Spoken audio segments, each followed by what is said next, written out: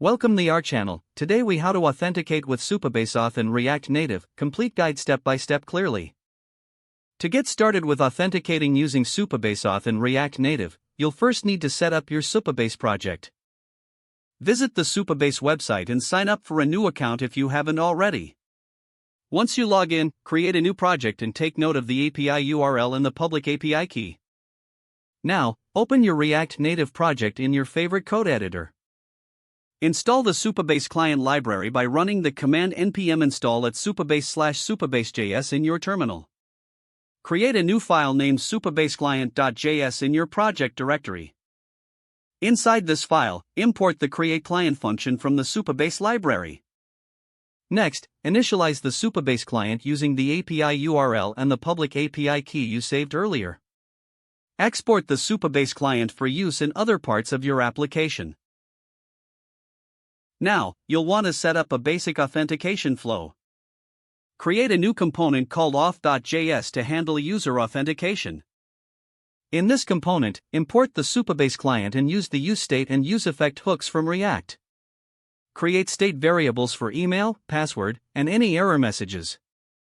Design your UI with input fields for email and password. Add a button for users to log in and another for signing up. For the login button, create a function that calls supabase.auth.signin with the user's email and password. Handle the response from Supabase to check for errors. If there are errors, set the error state to display the message in your UI. For the sign up button, create a similar function using supabase.auth.signup.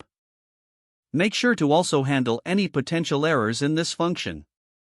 You may want to create a function for logging out by calling supabase.auth.signout. Now, implement a way to navigate between your authentication screen and the main application screen once logged in. For instance, use React Navigation to handle screen transitions based on the user's authentication state. Utilize the onAuth state change method from the Supabase client to listen for authentication state changes. When the user logs in or out, redirect them appropriately in your app.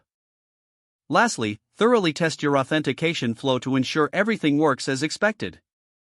You should now have a complete authentication setup with Supabase Auth in your React Native application. If the page does not load, refresh the browser or try again in a private or incognito window. Don't forget to like this video and subscribe to our channel for more step-by-step tech guides.